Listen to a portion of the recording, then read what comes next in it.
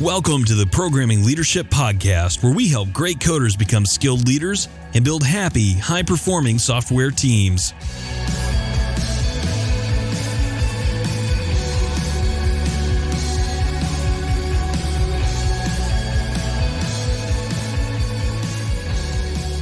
All right, welcome to the show. A bit of housekeeping as we begin. If you enjoy this podcast, support us by leaving us a review.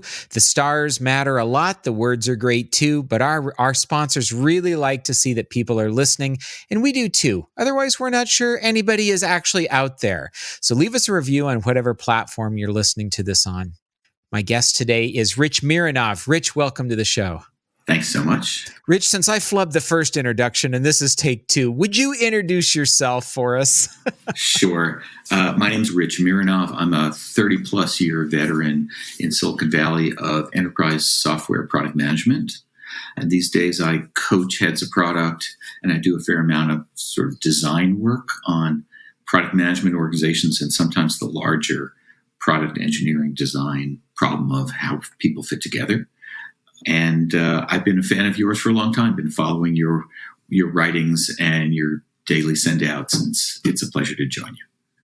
Well, thank you. And I have really enjoyed your writing as well. Your website you just write such good stuff. And we're going to have a link at the end to the website where people can go and find more of your wonderful, wonderful content. But you really touched on something I think is so important. And that is this idea of designing organizations where people can really effectively work together. And I know that you work in the product management space oftentimes. And I know that people in this show also represent, some of them, the engineering management space. Do you see a big difference between those two organizations in terms of how we think about the design principles for the organization? I really do. And I think they're adjacent, they're related. But, mostly when we're thinking about engineering organizations, we tend to want to talk about throughput or volume metrics. How efficient is the team? Can they get more done? I've never actually met an executive who told me that the development organization was fast enough. Right? We know that, in the history of the world, we always believe that we're one sprint or one more hire or one more release away from getting all the things we want. And honestly, it's never been true. Right? It's never true. It's never been true. And there's this sort of false economy that says the problem is throughput, the problem is speed, the problem is velocity. And when we put on our product management hats, we're asking a very different set of questions. Are we building the most important thing or things? Because we know that the more we throw at the team, the less we get done, right? If we got 9 projects, we're going to finish none of them. So if we were only going to get 2 things done this quarter that are really important, have we chosen the right ones? Key product question, exclusive or question. Have we done good validation with our users and buyers in our market so that when we ship something beautiful and perfect and well tested and with lovely workflows, if nobody buys it, it doesn't matter how good that work was, right? And so product folks are worried about the questions of, is there an audience? Will they pay for it? What about the competition? How do we make money or monetize this if it's supposed to make money? And at the far end, how do we explain to the world what it is?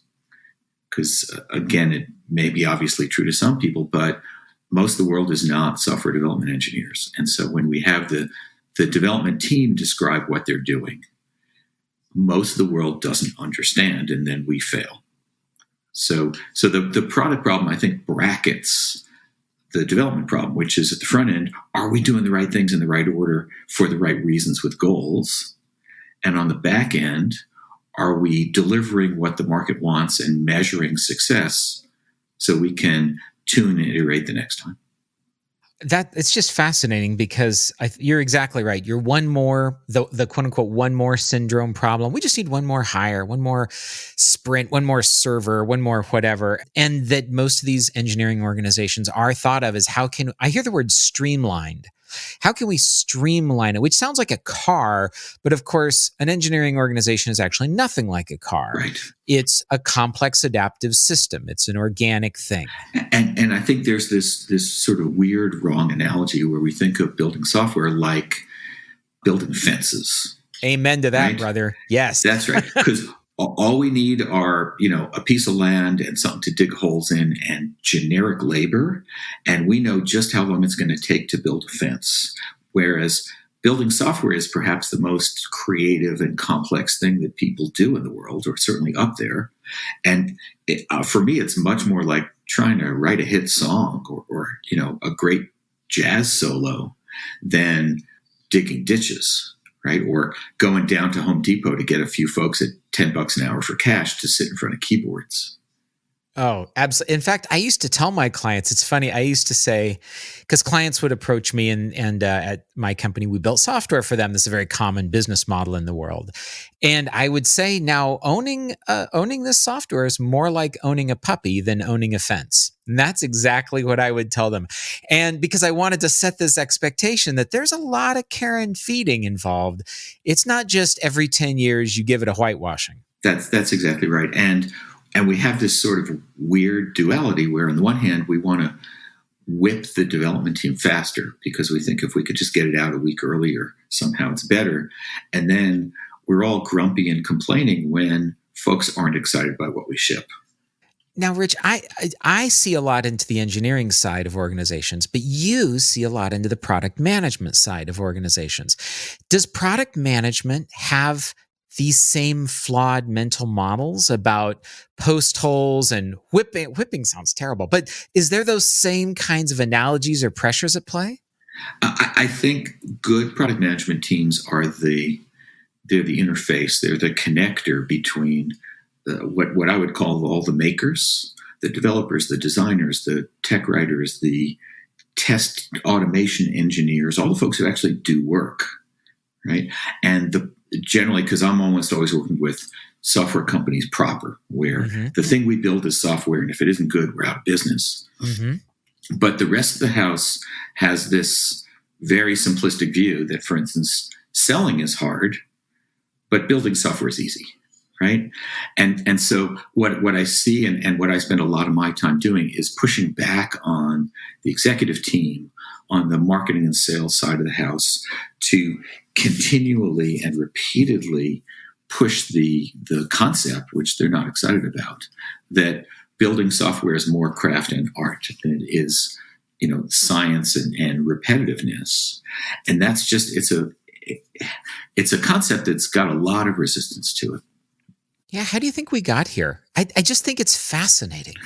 Part of it, I think, if we go back to the classic IT organization, and we'll save this up for a little later because I don't work with IT organizations. I only work with engineering teams, because engineering teams are profit centers, and IT groups are cost centers, right? And if you go back 30 years and say, well, the IT folks were the ones who configured my laptop and wrote SQL reports against the customer database. And neither of those was conceptually difficult or even really perhaps that challenging. And so if I wandered into my little IT group and I said, hey, we got a new employee, I need a laptop by noon. Okay, we can do that. Did you fill out the form? And I need one more report. Can somebody bring up whatever SQL-like report writer we have? Because I need to switch the columns and put a total at the bottom. And those have not just only the feature that they're sort of straightforward, but we believe our senior users when they tell us what they want. So if you're the consumer of that one report, well, I guess you really know what you want, even if you're not sure what you're going to do with it. And if you're the employee who needs that laptop, okay, you need a laptop. That idea that things are completely predictable, that they're repetitive, that they're a manufacturing process, more than that if I ask for it, it's because I'm entitled to it and I know what I want, are absolutely, for me, fundamental failures on the part of almost everybody on the non-maker side of the house, who are trained to write down on a Post-it note what some random customer or buyer told them in 8 words or less, assume it's self-explanatory, it's well thought out, it's strategic, and everybody wants it, and then walk that Post-it note over to some product manager, waiting for them to leap up and say, oh yeah, I'd love to do that. We've been sitting idly, just waiting for somebody with a good suggestion, and now we can feel fulfilled because we were just sitting around waiting for somebody to ask for something. So you mentioned that marketing and sales really misunderstands. They have the wrong mental model about what engineering, like the whole way products are built. So as somebody who's working in product management, how do you start to help them have and create a more useful model that is beneficial? I think there's really two pieces to that. One is to recognize that it's not their job to deeply understand the development process. So we hire salespeople because they're great salespeople, because they're optimists, because they're relentless. They never take no for an answer. It's not selling until the prospect said no 3 times. They're great at escalating within the prospect's organization if they don't get what they want, which is whenever they come to a product manager and ask for something and get told no, you can count to 10 and know that they've gone to your CEO to go over your head. But that marketing and sales and a lot of the other groups, finance, are just not, it's not their job to deeply grok how we build stuff. On the other hand, we need to endlessly teach and share and model that, because the bad assumptions lead to lots of bad decisions. So things I use, I look for the simplest possible tools. I have a sort of paper version of a simple Kanban board that I carry around all the time, where for each team or for each piece of the development organization, there's a row. And in the far right column are the 2 or 3 most important things that we're currently in building. So they're in full development. The next column to the left of that is the things we're doing architecture and design on, because before we start full build, we should probably know how it's going to work. And the column to the left of that is the validation column, where we need to be going out in the market and finding out what good ideas are really not good ideas. And the reason to have it in a really simple printed form is because I'm always getting pulled aside in the hallway, and somebody comes to me and says, "Oh, I need this thing. It's really simple. It's probably only 10 lines of code. I know we're agile. Can't we fit it into the current sprint? How hard could it be?" Right? We need to, add teleportation to our ERP system. Right? Right. And rather than be the person who curses them out and tells them they're stupid and kicks them in the butt and offends them, what I want to do is I want to pull out my little printed version of my Kanban board. And it's printed because I have no time in the hallway to go log on somewhere, right? If it's in an electronic system, I know nobody on the sales side will ever look at it. But we get to ask the question of which of the 2 things that this team is working on that we agreed on Friday at the executive staff meeting are the 2 most important things for the company. Do you think we should displace or delay or cancel for your new good idea that you thought of in the shower or in your commute in? Right?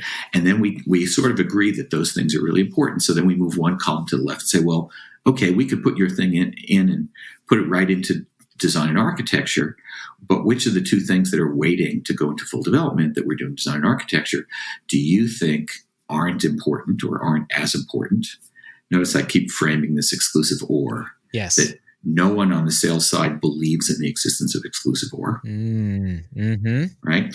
And then we agree that the things in design or architecture are really the next good ones up. And so now we agree that we should put your good idea into the validation queue and find out if it's not just your good idea, but maybe other folks in our customer base or market care, and maybe they don't. And so the best time to decide to not build something is before we start full development. Yes. Right. So that's a whole dance to repetitively push into people's faces in a polite way the idea that there's not infinite capacity, the team's not idling, waiting around. We have a plan. We can change the plan, but the things that are in the plan are the ones we've thoughtfully chosen for good reasons. And until we get a similarly good reason, we're simply not going to throw the current work out, leave ourselves half done, double up on WIP, do all the things that development hates. Yeah, I really like that, because it also tells me that nothing on the board was just thought of in the shower and tossed in. You mentioned these phases, validation phase, and we have planning and architecture and design. Those all mean that there's a process that people are going through, and things just don't get done on a whim. Well, sometimes they do. So in almost every organization, there's somebody at the top of the org chart who retains the right to walk over to the product and the development teams and say, I know we had a plan, but there's a system down, or there's a big deal, or I had a really good idea and I'm the boss of you. And so, we have to be prepared for changes in the plan, but we want to buffer them. We want to slow them down just a little bit, because the rate of seemingly good ideas is 100x or 1,000x our throughput. And so we're never, ever, ever going to be in the place where good ideas just walk up to us, bite us on the butt that we didn't see before, and we throw them into the mix. That's just, that assumes all kinds of things that don't exist in the real world. Well, I want to kind of turn back to something we talked about. So I'm imagining this very important person who begins thinking the right way. The way I can really get something done is just by telling someone, I'm the boss, you're going to do it. And my guess is this is a reaction to things not moving the way they want them to. Not moving fast enough, not being nimble enough, whatever the framing is. There's some dissatisfiers. So they decide to break glass and pull the fire along, and they're going to use their power. And I have seen, and I'm wondering if you have too, that after a while, even when that starts to not work, sometimes people think some larger organizational change will fix the problem, that we're just not structured right. And I wonder if you see that as well. I see that in a lot of places, and often it's described to me in very qualitative terms as we're not innovative enough. So that would be the thing they want to increase. That's right. And generally behind that, if you say, well, why do you think that, or how do we know? There's usually some random set of inputs from the sales or the marketing or the support teams about stuff we haven't done. Right? The support organization always has a list as long as my arm of their top issues and bugs. And, just as every system has a bottleneck, we know that if we fix the number one top bug, something else is now the number one top bug. It'll be a new number one. Right. And so even if we put 100% of all of our, product and design and development and engineering effort into fixing all the things that support wanted, we might never get to the bottom of that list.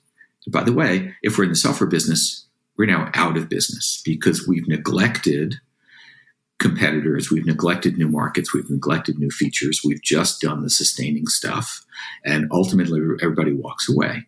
Likewise, and again, I'm mostly on the enterprise side, B2B, I've never met a B2B enterprise customer who didn't want a few things that weren't in my product.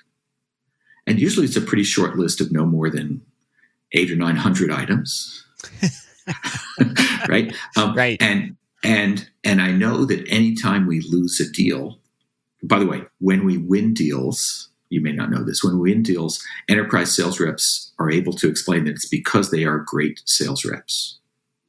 And when we lose deals, it's either because we're missing a feature, see list, or the price was too high, right? Those are the two reasons why salespeople explain we lost deals. Now, this is a fundamental attribution error, right? Yes, in psychology. It's absolutely fundamental. And I've never met a good salesperson who admitted that they, had any hand in losing a deal.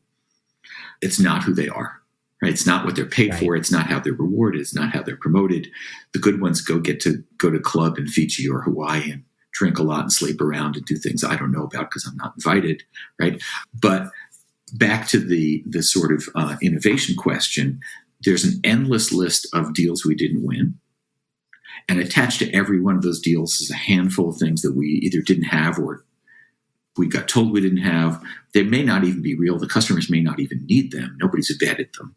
But there's an endless list of stuff we didn't do.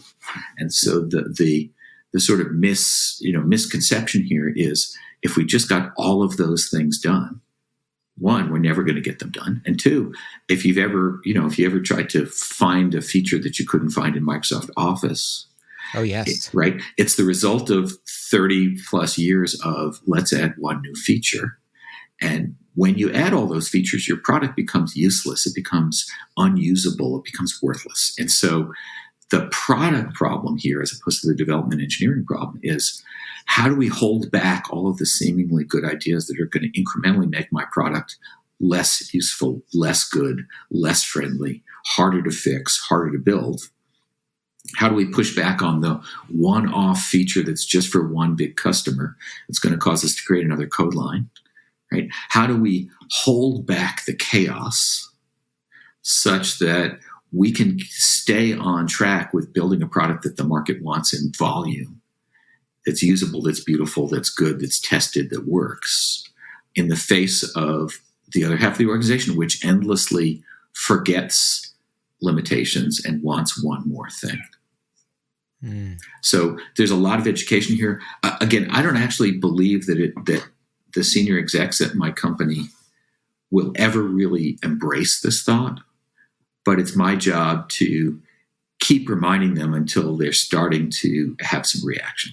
Back to your puppy analogy, if your puppy pees on the carpet and then you immediately give your puppy a treat, right? Yes. We know how this works. And so when we have an enterprise sales team where the salesperson came to the product team and got to know, went around them to engineering, got to know, and then they went to the CEO who overrode product and engineering and gave them a yes. We've now established a peeing on the carpet model where senior experienced salespeople at our company now know that the way to get things done is to escalate through the CEO and to override and to jam something into the backlog and the top into the sprint via the CEO or the VP of sales, because product and engineering don't give me what I want. I have seen that many times. And it happens not just with sales, right? There's a lot of different groups who find that whether it's throwing a fit or going around people, I mean, there's reasons all these things happen.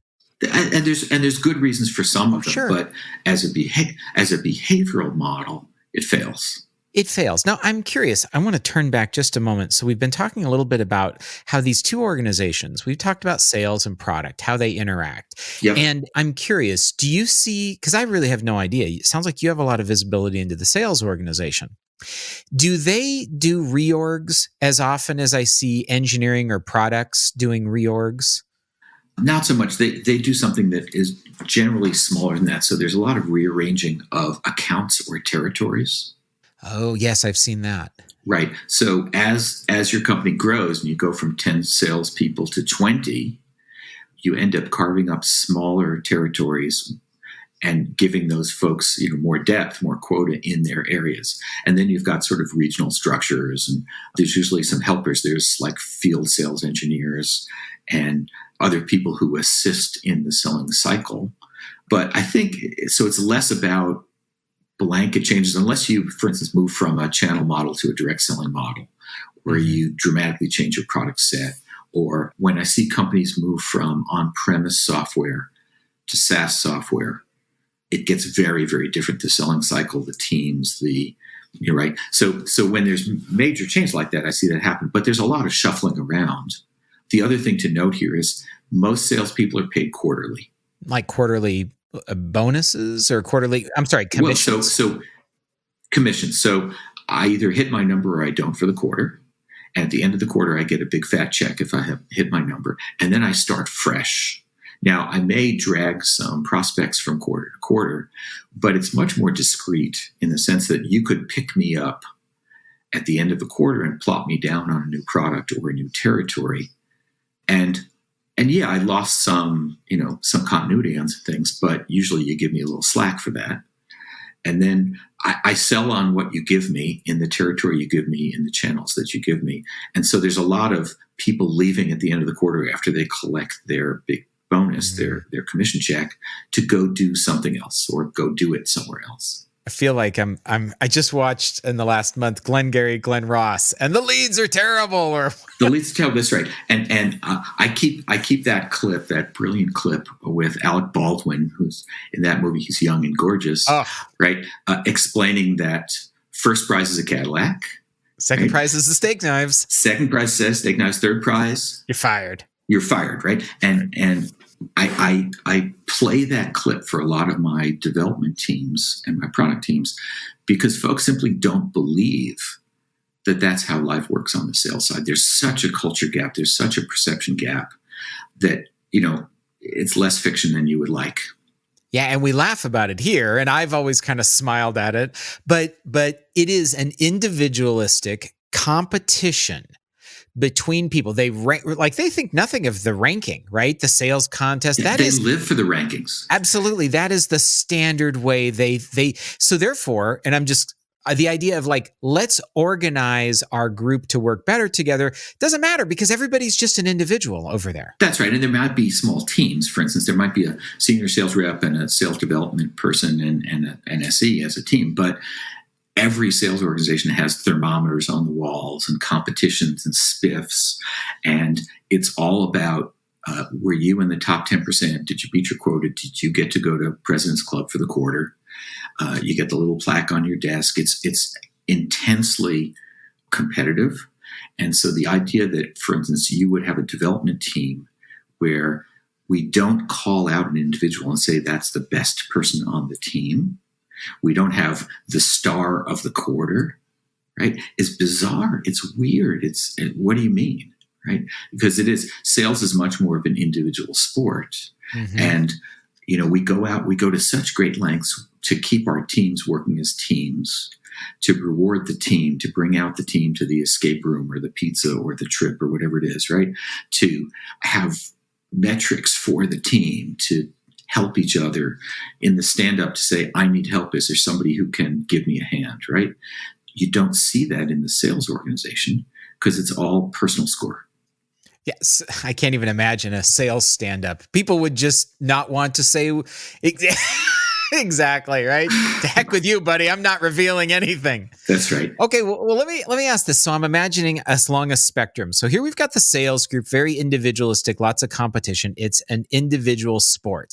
And then we get engineering, where more and more we're hearing, and I think a good thing is, software development is a team sport, and we want people to collaborate. We have mobbing and swarming, and so where along that spectrum does product management fit? We get a bit schizophrenic. So maybe one of the most important characteristics or skills for a product manager is to vary their language choice from meeting to meeting. Right? So when I'm sitting with my development team, I need to both sound and act like somebody who fits in, who thinks about the long term and the next release and the backlog and the process and all the stuff. Right? When I'm that very same person and I'm in a meeting with a customer or prospect, I'm mostly talking about benefits and return on investment and value and why they should sign a piece of paper and give us a bunch of money for our stuff. And when I'm talking with my executive team, I'm mostly talking about money. Current costs, future costs, what's this next release work? Why is that feature we're going to add going to lead to more upsell and revenue and reduced churn? So there's this sort of language mush where product folks have to, throughout the day, express the same ideas and the same goals and the same metrics and the same intention in radically different language that matches up against what each of the groups cares about. Mm. So when I'm talking with my development team, I'm always trying to insert motivation, right? Here's what I heard from the last customer call. Here's the interviews. How are we doing on numbers and sales? I want to have a recording of somebody either happy or complaining about something in the product. Because honestly, my team doesn't want to hear from me. They want to hear from the real end users who matter. Right? So inward looking, I'm always trying to inject reality and market sense and joy, and to be able to tell my team that the work they did was wonderful. And here's a couple of people talking about our new workflow or whatever we fixed, so that they can feel important and successful. But when I'm sitting with the sales team, I'm basically giving them a checklist that says, here's the 5 or 6 qualifiers for our product. If you're talking to somebody who doesn't check 5 of these 6 boxes, move on, right? Stop wasting your time because you're trying to sell in the wrong place. And those concepts have to mesh. They have to match, but the language is entirely different. Right. Do the product managers typically work together? Or the way you're describing it, I'm imagining me, if I were a product manager, in the morning I'm with engineering, I'm creating empathy and motivation. Later I'm with the sales team saying this is the perfect market, just ignore people who aren't in it. And in the afternoon I'm with the executives. But it's all me in each place. Is there group work in product management? There is some, and it depends a lot on your product set.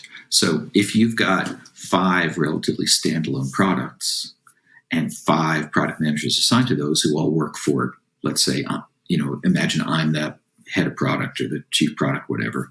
I might have 4 or 5 people working for me. And the interactions are actually pretty light because we really only have to get those folks working when there's shared infrastructure or competing goals or one product or piece is going to support the other. Now, but if I'm in a sort of suite where there's 2 or 3 layers of architecture and a bunch of enabling technology, and maybe we sell one big block of stuff, but it's broken up into 15 or 20 value streams.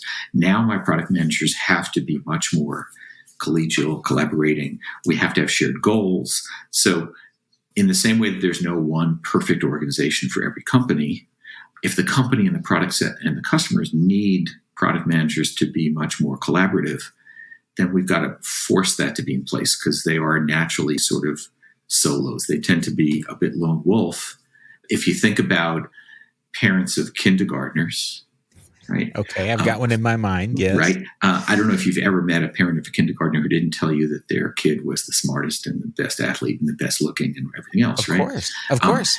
And when they get a report card back, their kid is not at the top of the class. They're in yelling at the teacher, right? Product management is a lot like raising children. Okay. Yeah. You, the parent, have to have a plan when your kid's born to send them off to university at someday, maybe, right? Your goal is to get them to leave well. That's right. But, if you think about the next 18 releases, right? Right. And the college fund, you have to start now, right? Put that in the tech debt category. If you don't start saving for college till your kid's 16, fewer options, right? That your newborn, your 1-year-old, can't yet play the violin. But if you're going to get your kid to Carnegie Hall, you're driving your kid to a lot of practice, right? And so the product manager has to take the long view, has to protect that product from all the outsiders, has to give it a chance to thrive and grow and find its own market. Every product's different. They're all going to find their place. But almost all products are terrible in release 1.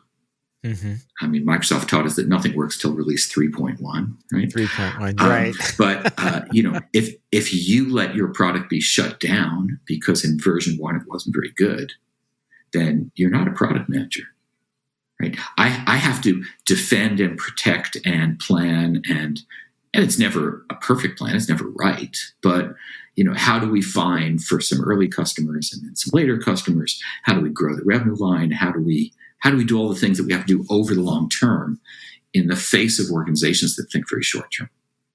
Yeah, absolutely. Okay, in the last part of this episode, I want to turn back to some of the organizational change things that you and I were talking about, because before we hit record, we were having this really interesting conversation. So I want to loop back and include the listeners. So one of the things we were talking about was how creating organizational change or effective, maybe that's the better way to say it, effective organizational change is more than just a new org chart and then announcing who reports to who. So when you see your clients wanting to make an organizational shift like that, how do you help them think about it in a way that's more useful? Got it. Yeah. So let's take an example that I run into all the time. So let's imagine an organization that's doing the narrow version of Scrum. Okay. Where you've got a product owner who only does what the Scrum book says, which is available to the team 24/7, writes stories, accepts stories, and never, ever, ever speaks directly to a real user or customer. Gets all of their input from stakeholders and proxies and other 4-letter words, right? And then they also have somebody who's charged with some kind of product title who looks out at the world and comes up with product strategy and hasn't a clue how anything's built, never has to make an or choice, assumes the development team is, underperforming because they don't get what they want all the time, believes that roadmaps are perfect and good predictors of the future. And so I look at organizations that have this particular split between a product owner and a marketing outward-facing product manager, and I observe that they get pretty poor stuff built. If you're in the software business, that's no way to behave. Mm-hmm. So I come in and say, well, we need to merge. We need to have a single person who does the end-to-end product management job, which is half inward-facing, doing the product owner content or role, and half outward facing, spending lots of time with customers and prospects and partners and interviews and competitors, so that when we write a user story, it turns out to be not just grammatically correct, but useful, right? If you're not in the field, I believe most of the user stories you write aren't very good. So easy for me to say, well, let's just reorganize everything.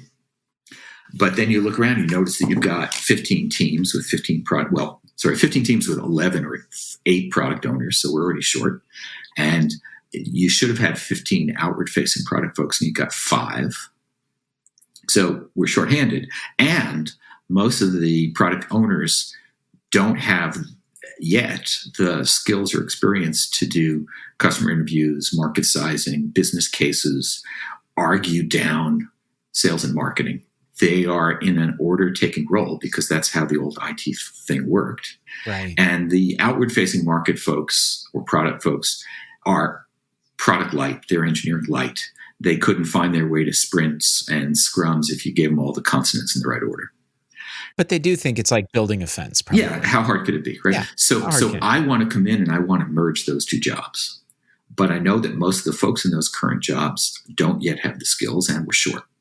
So rather than, fiat from the top, thundering from the mountains, and we throw down 2 tablets, right? Mm-hmm. What I want to do is I want to find one team with one product owner who seems to have the right stuff, who I can coach and mentor.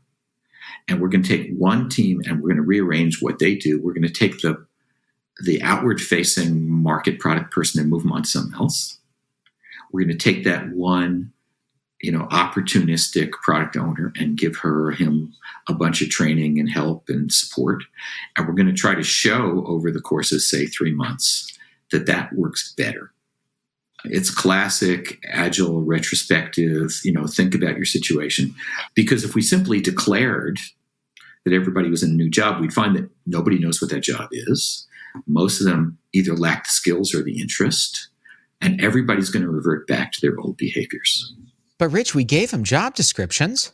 Yes, that's great. And the HR folks tell me that if we write a job description, everybody will read it and understand. So maybe that's not a perfect solution. Not a perfect solution. In fact, in that job description, often you'll be told that product's in charge of the what, and development or engineering is in charge of the how. Now, I've actually never found that to be useful in practice, because they're deeply wound around each other. And my team resents me when I come in and I tell them how to solve the problem or what the problem is. We get much better results and much happier people if we collaborate together on making sure we all understand or agree on the problem before somebody writes down the solution. But the HR thing says, yeah, product's in charge of what, and engineering's in charge of how. And that just creates, definitional argument where if I think it's mine, I'll tell you it fits in my category. Right. Let's back up. I really like the way you framed this organizational change. You'll find someone who's doing something that resembles what you want. You will work with them. You'll remove the person or the role that isn't useful in the new way, and you'll work with them to increase skill and to increase understanding about that role. For example, you've got somebody who's normally facing inward, and you say, well, you've got a little bit of outward facing thinking going on. You're really good at this. People seem to see that you're also probably somewhat influential in the organization. So let's have you be and this little group kind of is where you start that fire. Is that kind of the way I'm hearing it? That's right. That's spot on. I think back to Tom Sawyer, right? So the Tom Sawyer answer is, how do we make it such that everybody else wants to paint my fence? Right. And I think every good development side agile transformation starts with a couple of groups that do it well, that get good coaching, that get support, that get protection and umbrellas from above, so that everybody else can look at it and say, well, I want to be one of the smart kids. I want to play with the new toys. How come I didn't get to do Kanban or Scrum or whatever thing we're doing, right? How come they got to do this and I didn't? When you've done it a little bit successfully with a small team, you can seed the concept, you can share the concept, and now people want to play. I observed that I can't make anybody do anything. I can only make them want to do the things I want them to do. Okay, I have to grok that. I can only make them want to do the things. That's right. I can't make them do they have to make themselves do the things, but maybe I can paint a picture. I was just taking a course on systems thinking for leaders at Cornell. Just last night, it talks about sharing the party photos with the fence sitters and naysayers. The party photos being like, look how great this is at the party, right? And therefore you start to say, come on over. This party is fantastic. That's right. That's right. Because anytime we change roles or change jobs or change any of this stuff, there's resistance, there's confusion, there's the need for getting folks along, in the right way. For instance, whenever I pick up one of these product owners who's been all inward facing, they don't have experience pricing products or packaging products or end-of-lifing products or rolling them out or doing migration plans or, there's a whole stack of things that are going to come up in those first 3 months. And rather than throw them in the water and see how cold and deep it is, I want to be there to say, next week we're going to spend a couple hours talking about, incremental release planning and upgrade planning because you haven't done it and you need it. And after we do it once or twice, you'll have that skill and nobody will have to help you anymore. This is a beautiful reason to have somebody like you around. I have a feeling that you light that fire and you also enable the organization to get better and you teach them these ways of self-modifying their structure. You bet. For me, this is fun. Yeah, no, that's really interesting. Rich, what else is on your mind right now? We've got a few more minutes. Let's find a last quick topic here. A challenge that I face every day that I was just on the phone with yesterday, somebody about, was professional services organizations versus product organizations. Yes, I have comfortability. Yeah, I have some experience with both. And let me define carefully what I think I mean by that, which is a professional service organization is one where individual clients show up, or the sales team brings them in, and they have a thing they want you to build. Mm-hmm. And you build it once, mm-hmm. and you charge them more than it cost you to make it. That's profit. And we call that margin or profit. And then the next thing comes in and we blow up the team and we put a new team together to build the next thing somebody wants, right? And so it's a sequence of one-off custom, sometimes they say bespoke, right? They do like to say that these days. That's right. And the way you make money is you keep your technical team busy and billing. Right. And there's never been a project that came in the door that we said no to, because the way we make money is we hire more people and we put them to work doing whatever individual clients want us to do. And we call that a scalable or elastic workforce. Okay, good, great. Now there's a name for it, right? In the product game, we do exactly the opposite. Okay, so the goal of a product is that we build it once.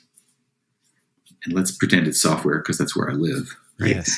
We can, and by the way, it costs us $5 or $10 million to build that first unit. But the second copy we sell costs us nothing. And the third copy costs us nothing. And so in the product business, it's all about finding a price point that the market wants, figuring out what the break even is. Okay, we need 100 customers to break even. The 101st customer is almost 100% profit. Right? Mm-hmm. But what that means is we have to first do our homework. And so service organizations, professional service organizations don't have product managers. No, and they certainly don't have homework. They're mercenaries. They're hired guns. They're mercenaries, right. And so they have project managers who make things deliver on time.